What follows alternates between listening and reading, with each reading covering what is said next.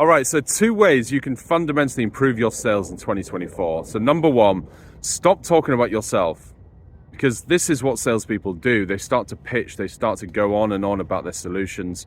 Buyers just switch off because they don't want to be pitched, they don't want to be sold to.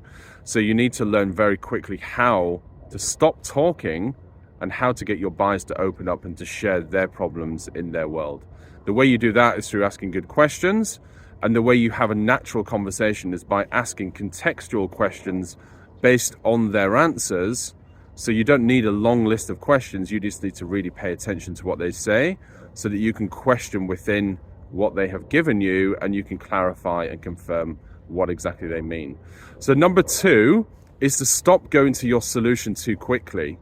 So many salespeople are just fixated on their solution and how it can help buyers, but they do that way too prematurely, and they haven't yet established if there is a deeper or big enough problem that they can solve.